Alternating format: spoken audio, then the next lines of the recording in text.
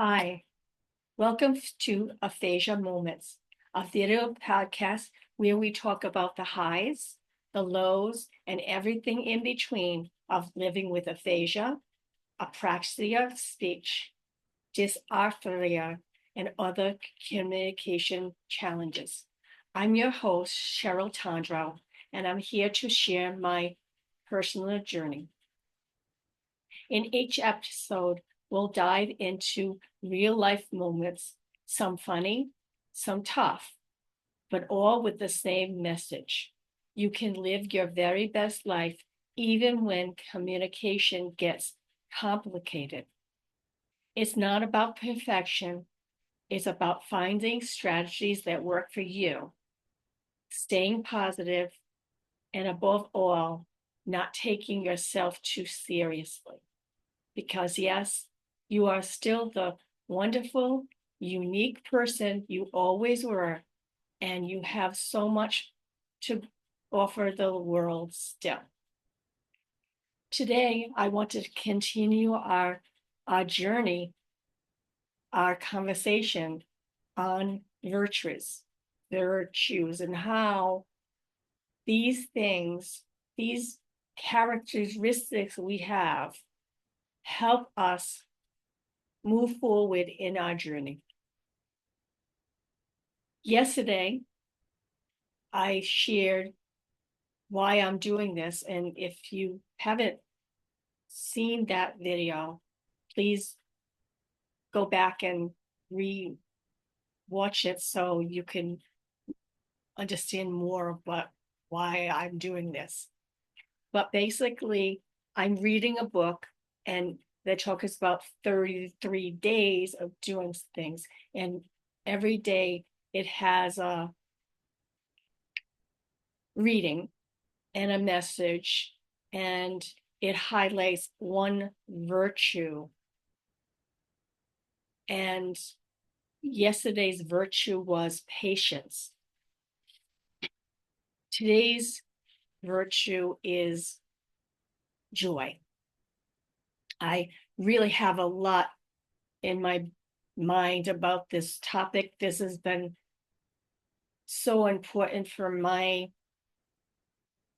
recovery and how I live my life right now, and how I feel really blessed that I have the life that I can live my very best life, even though I have these challenges in speaking and reading and writing. So today I'm hoping to be able to get it concisely, tell you what I'm thinking about and how joy has played into my life. The seeking joy has come into my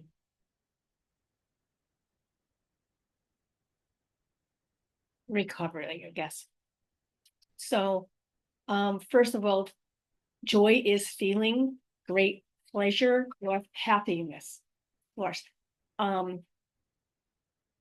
it doesn't have to be overwhelming, big things, but joy can be the simple things.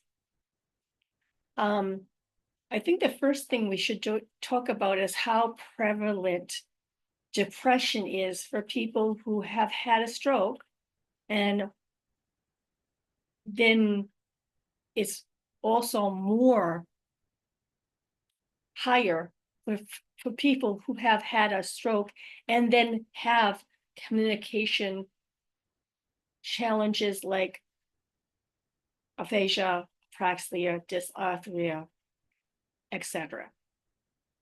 The data I found, I think, is low, and it shows that a third of all stroke survivors experience depression at some point. There's a sense of hopelessness. And then it's even higher for the people who have apraxia, aphasia. And I will tell you, I think it's more so for people with apraxia and dysarthria, because it's really obvious that I have a problem. I know that having aphasia is difficult, really difficult. I believe that having both or three will be the, I think having more, the more challenges you have, the more it might cause you to be depressed or have anxiety.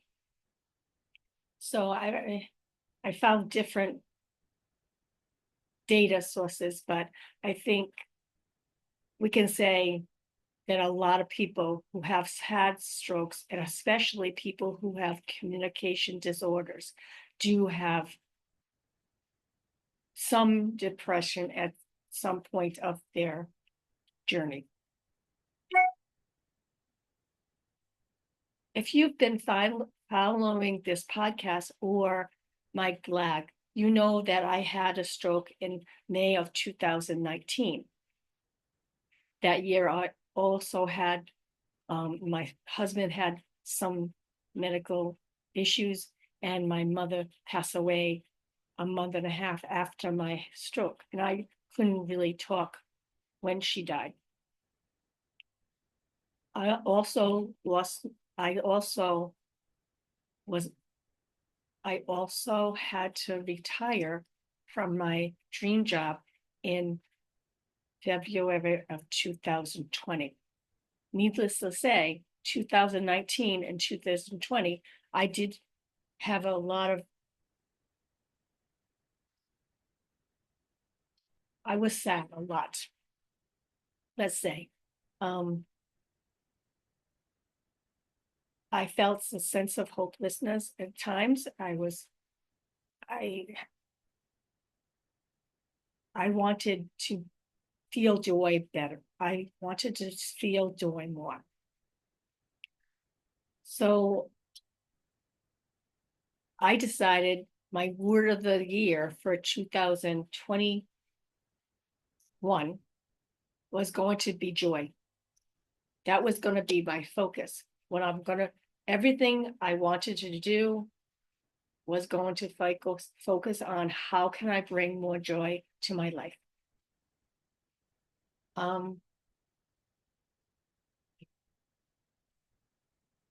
I believe we all have to find our own way to get out of that slump we find ourselves in.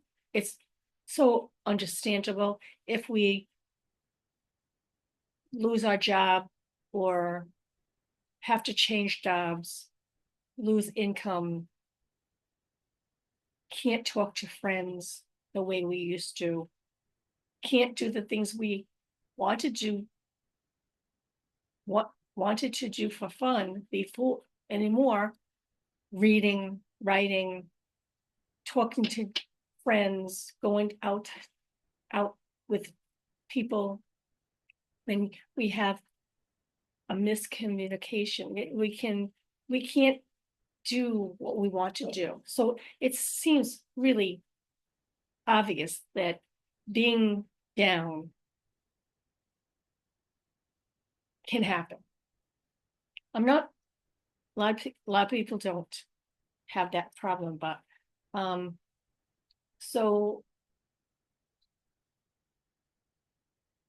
I found a lot of people talk about how to find joy after a stroke. I think I would like to sit down and really write about this in the blog. So, because this is too much to do in a few minutes on a podcast, but this is just so we can touch base about how finding joy after a stroke and with aphasia can help our recovery and us to live our very best life. I have like 7 things that you can think about. positivity. Not that everything's beautiful and everything wonderful, but find something that's positive in your life. Gratitude. I found that even the smallest things, the sun, you're shining on a day that made me feel happy. And the more present you are, the more you find things that you can be grateful for. Understanding that communication is not just speaking, that there are many ways that you can connect with other people. If you are able to write, if you're able to use a communication board, using gestures, finding an alternative way of communicating helps you feel a little bit better about yourself, because then you're connecting with people. Finding meaningful activities. I once went to a psychologist and I went to maybe 6 before I found the right ones. She said, "Oh, you just need a hobby." What? No, I didn't. I was seriously wanting to bring joy to my life. I couldn't do what I wanted to do. I couldn't read. My hobby before was reading. I couldn't read the way I wanted to. I couldn't go out to dinner and talk to people like I would. What activities could I do at that point? And she just throw out having a hobby.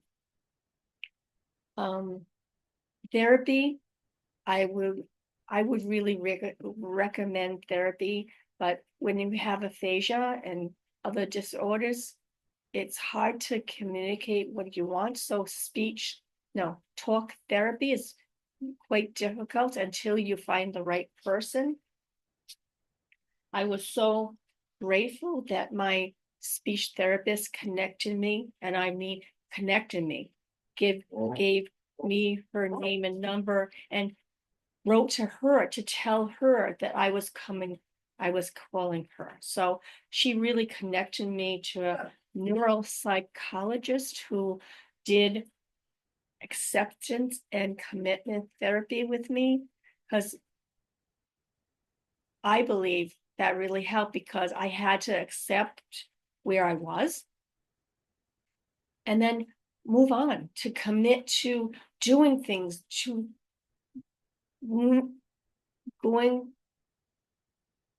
doing things that would help me move forward. I believe that being present helps, so you don't look back all the time. I was looking at the past and how I didn't have that anymore, and I was stuck on that. And I believe she helped me understand that the more I could be present, the more I could be grateful. I could understand that I still have skills, and I still wanted to help people, so I could have hope for the future. I believe that finding ways to help another person helped me find joy. I decided that when I woke up every day, I would be thankful for this day that I had a new day. I decided I could do one thing for myself. So self-care was so important. Yeah. And I could do one thing for another person. I would write that down in my journal every day. And I make sure that I do, no matter what, I can do two things, one for myself, one for another person. That really helped me understand that I had, I had purpose. I think that's also a big thing. Um, Having community is so important, but how do you have community when you can't speak the way you wanted to? I found that in 2021, when joy was my focus, I found the BU Aphasia Center. I started to take, I started to participate in groups. I started to connect with other survivors and other people with aphasia on Facebook groups, and I started to connect with people on Twitter. That's when I found that I could participate and would connect with people with aphasia through the groups, and also with Just Ask in Rhode Island. I started the blog. I opened myself up to saying yes to things that I didn't really want to do. I was afraid to do. I went to a new therapist, and she gave me more strategies than I had been given. And for the first time in 2021, a friend said that she could hear the old Cheryl's voice in there. So it was an amazing year. I think that we have so much more to talk about for this topic, but in this kind of forum, it's tough to do. So please, if you're hearing this and you have more examples of how you found joy, how, if you were depressed, did you get better, get out of it? You don't have to have clinical depression to need help. So